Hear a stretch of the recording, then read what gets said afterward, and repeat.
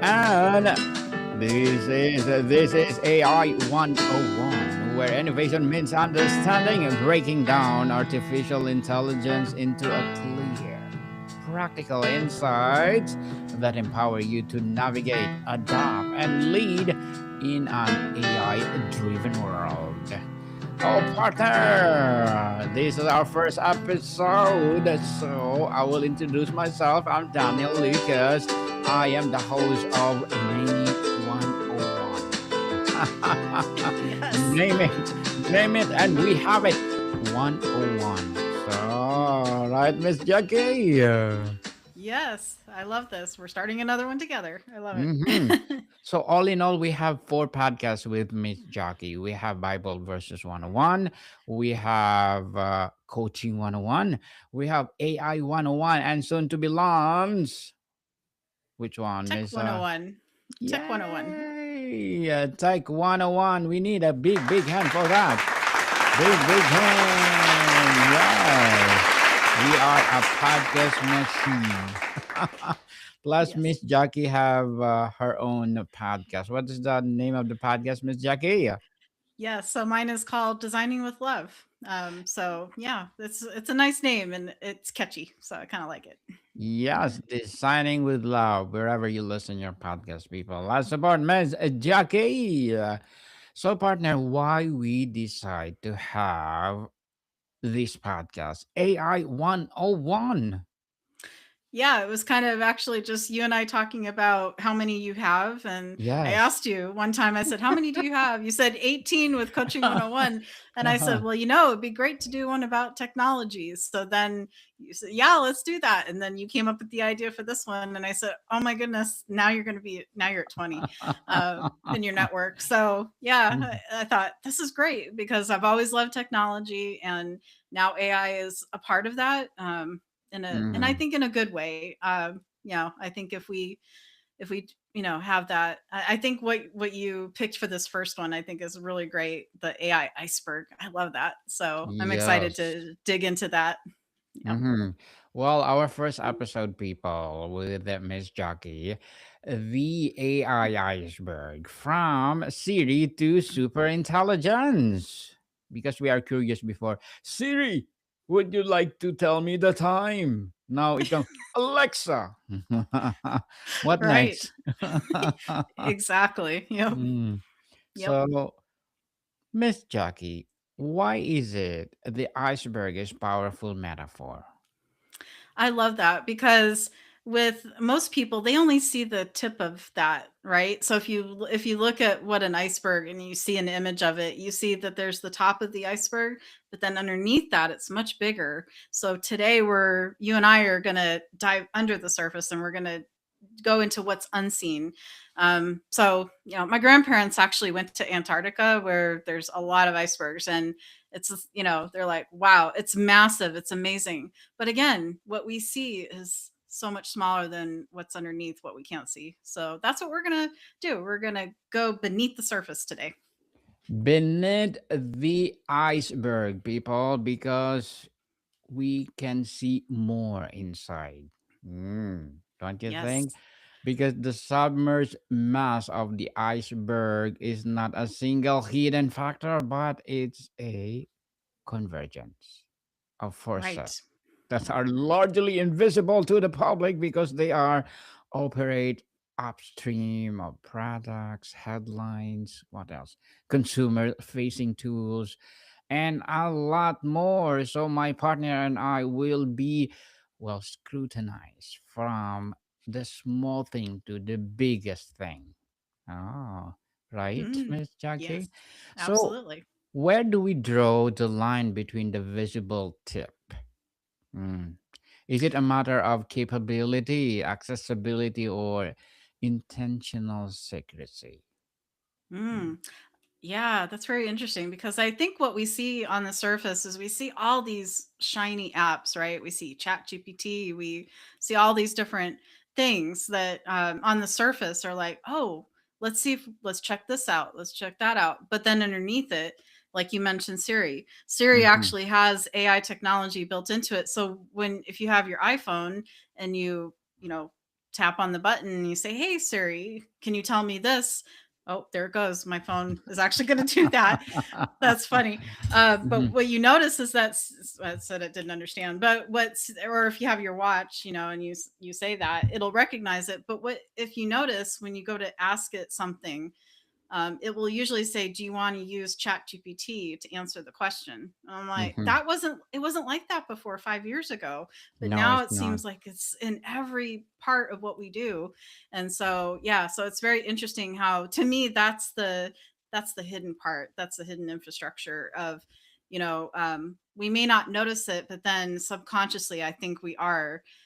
So, I think that's where we can see, oh, okay, this is the hidden part underneath, where now it's part of part of those things that we've used for a long time. Because Mhm. if I say it again, it's gonna go up on my phone and say, I don't understand. But yeah, if we just kind of think about all those tools, like Alexa too.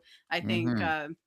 that probably has. I don't have an Alexa myself, but I think those that do, I don't know. I'm sure there's AI technology built into that, because Amazon is part of that as well, Mhm. with that technology. So it's very interesting how, when you lift up the hood, as they say, or you go underneath, you can really see, oh, there's all these inner workings to it, that make it work. So yeah. Yes, make it work.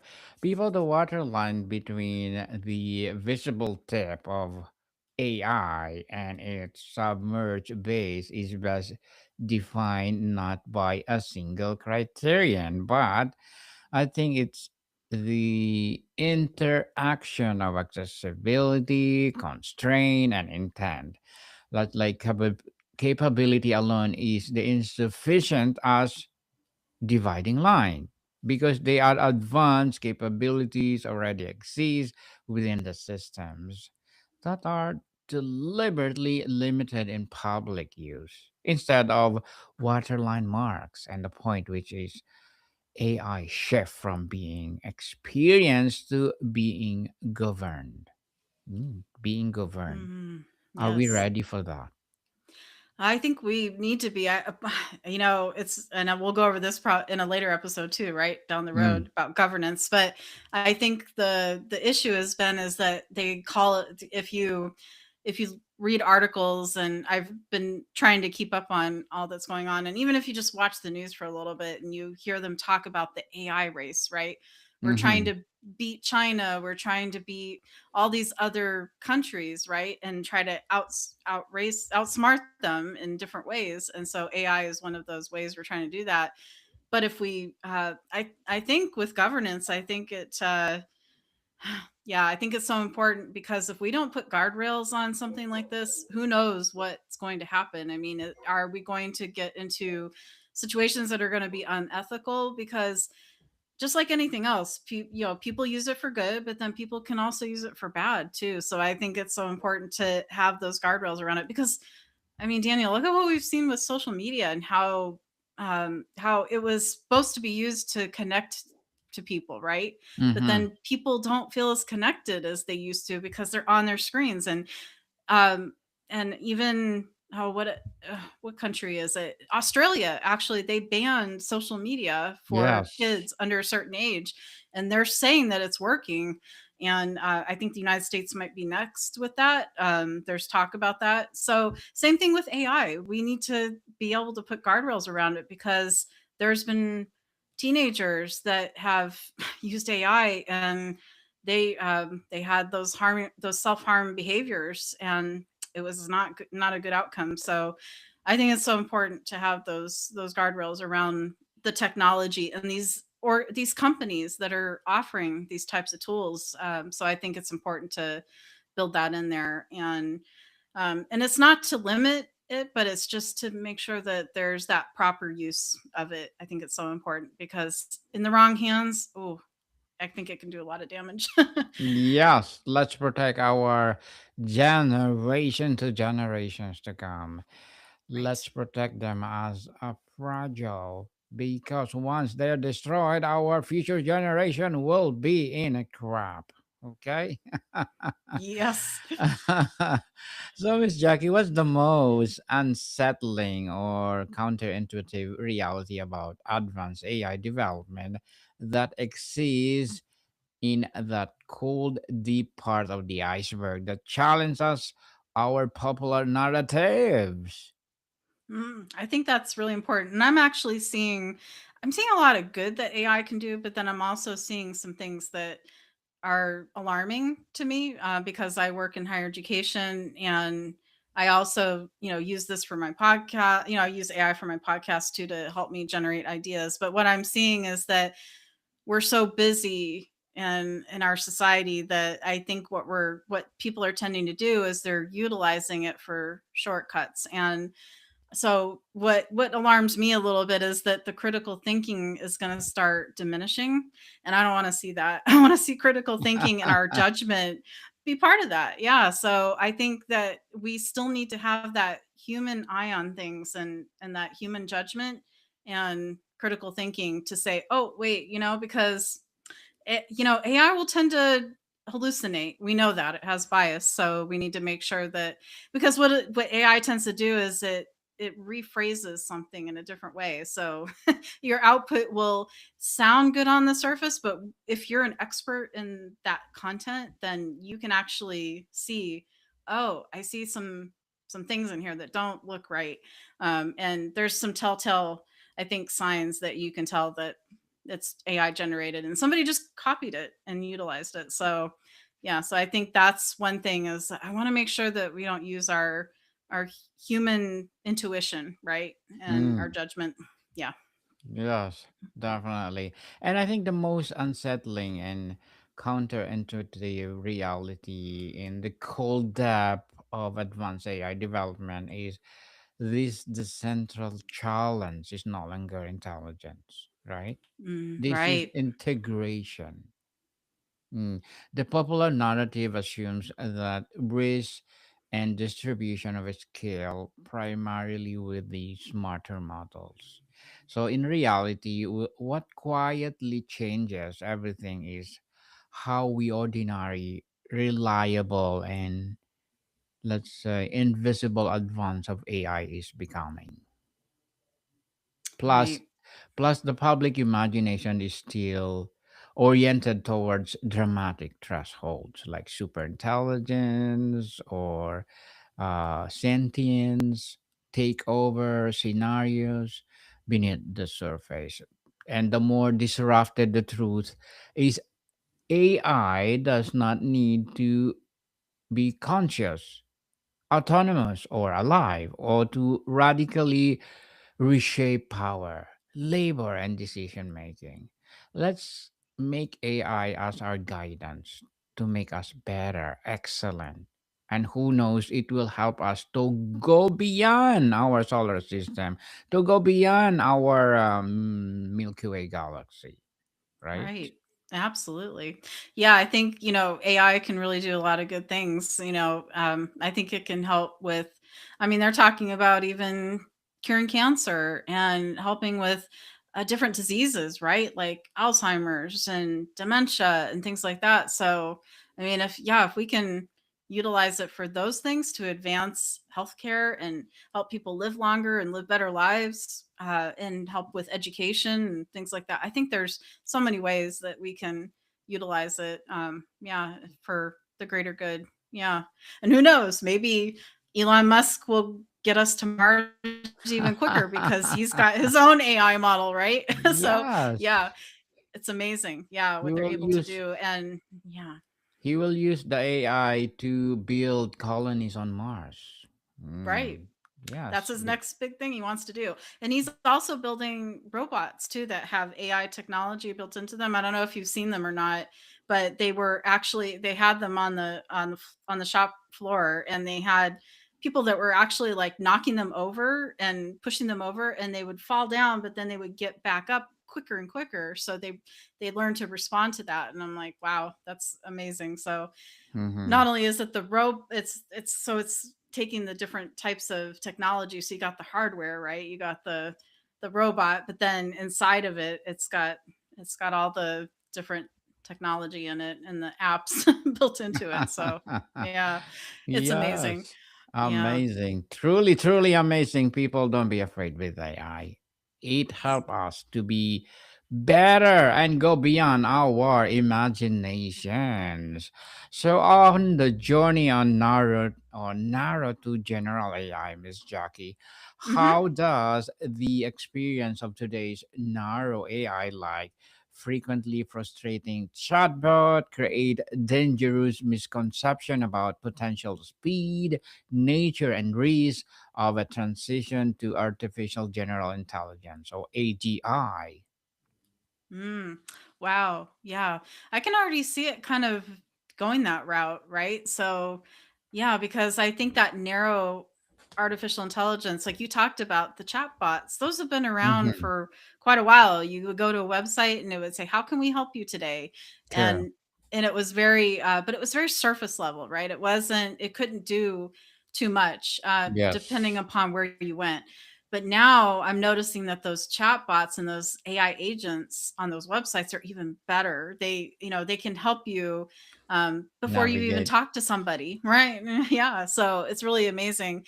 And it's also being used. So now I think what's happening is they're seeing where it can be utilized and they're trying to integrate it into those different areas. So it's being used in telehealth and telemedicine. It's being used in doctors' offices and things like that. So, you're starting to see, places where companies are like, oh, well, let's see, can we utilize AI technology here? Can we use it in different places?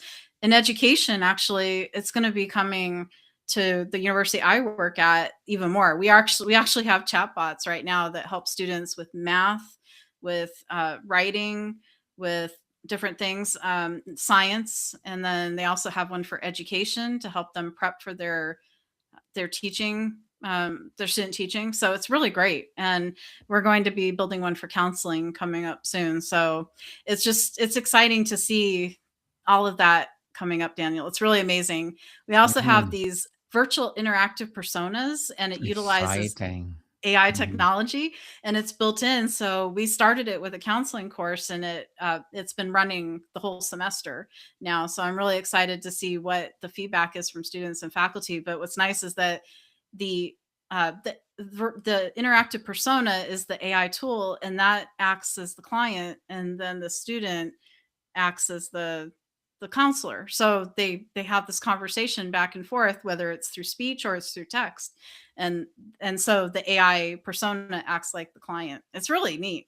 And so they're trying to do it for nursing now too. So they can do like where the AI persona is the patient, and then the nurse is the student, and they're having that back and forth, right? So yeah, so it's really exciting to see where it's going to go. And so it's going to help train the next generation of nurses, counselors, yeah, doctors.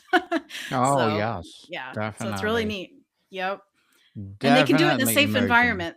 Yeah, so it's Mhm. great. Yep, I love it. I think this question too is referred to the Siri fallacy, right? Refers Mm, to mistaken assumption that because today's consumer facing AI often feels shallow, brittle, or frustrating, and future AI progress will be slow, linear, and similarly constrained.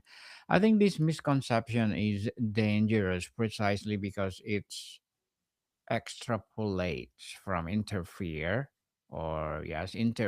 experience rather than from underlying capability trajectories. So we are looking forward for more and more innovation of what AI can do for us. And so that will be exciting. I'm looking absolutely. forward, Miss Jackie, I'm looking forward for AI to help us to go beyond our solar system. I hope sooner or later, when we are not suffering from the explosion of the sun. Right, exactly. Yep. So we are seeing AI system exhibit unexpected capabilities, not explicitly programmed, so-called emergent behaviors. Thus, this suggests a superintelligence could emerge suddenly and, well, unpredictably rather than being built step by step. Right. Yeah, What do you I think think? it yeah, I think it's going to happen faster than what we anticipate. So, I think we have to, as they say, buckle our seatbelts and get ready for the ride because I think we're just getting started with AI. I think it's we're going to see it just yeah, I think it's going to be exciting to see where it goes. I'm always cautiously optimistic when it comes to new technology, but every generation has technology, and so in some shape or form, and so if we embrace it and we look at it as that tool that can help us, like you said earlier, Mm-hmm. I think we'll be better as a as humankind. But if we look at it as, oh no, I'm hands off, I think that's going to be detrimental. I think if we work with it hand in hand, I think that's where it can be really helpful for us. So yeah, Mm-hmm. I think it'll just keep getting better and better because we figure out ways that we can make technology better. And so, yeah, so I think AI will just continue to evolve as time goes on. Yeah. To evolve indeed. So I think emergent behaviors do suggest that capability can appear discontinuously, but they do not apply or imply that superintelligence will emerge out nowhere, but fully form or without prior signals. The reality sits between the flawed extremes. And I think the idea of a smooth, fully predictable step by step ascent and the idea of the instantaneous, uncontrollable intelligence explosions. Mm, Right. we are looking forward for that intelligence explosion. Mm. Yeah. So, Yeah, Miss exactly. Jackie, we often compare narrow AI to AGI as a chip or a chimp is to human. Is this Mhm. analogy, well, correct? What does the get it right? Or what is dangerously underestimate about the difference in a kind or not just a degree? Mm. Mm. Wow. Yeah, that's good. Yeah, I think I kind of think of yeah, those different elements, right? Where yeah, I think it's mm, yeah, it's happening. I think we're going to see more with the things that are coming next, right? And so I think yeah, that that's going to be exciting to see what comes up. But I think that that's interesting that that more general AI I think is going to be it's going to get bigger, I think, and better. Bigger, So, yeah. mhm. Bigger, better, and bolder, just like chimpanzee to human leap. Oh, Right. Yep. it's something that we're looking forward for that. And again, people, don't be afraid to use AI. Experiment it. Who knows? You will be the next Einstein using AI. Hmm. Right. Absolutely. Yep. And as we said, the chimp to human analogy is like a partially useful, but it's also dangerously incomplete. It captures something important about generalization, yet seriously underestimates the nature of the transition from narrow AI to AGI. Not merely a difference in degree, but it's difference in kind. So, Miss Jackie, to wrap up our discussion for today, based on your research into iceberg, what is your personal gut level estimate of probability of the human level of AGI will be developed within the time frame from 10 to 30 to 100 years? Imagine Mm. 100 years. Are we still here? I could yeah, I think so. Yeah, I think it's going to be yeah. I think in 10 years we're going to see, some, people reference like TV shows like the Jetsons that were on when we were kids, right? And we're like flying cars and all that. Well, yeah, they're around now. So, yeah, I don't but it's not to the level of that show or anything like that, but I think we can look back on some of those movies or shows where we're like that doesn't feel like it would happen, but I think we're going to start seeing it happen. Maybe not in the time frame that the movie, said it would, but yeah, I think it's gonna be interesting.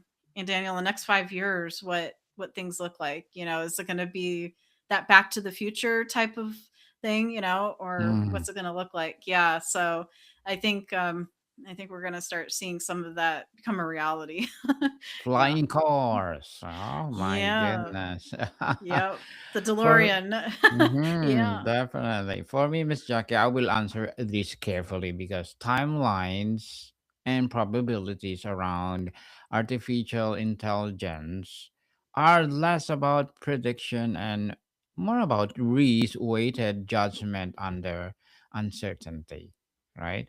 My gut Right. level estimates not claim for of certainty, but probability of human level AGI is develop at some point, like high roughly 60 to 80% given current trajectories. And I think this estimate reflects not inevitability but momentum. Sustained capital investment for sure. Mr. Elon Musk will give more capital for that. Mhm. And compounding research progress.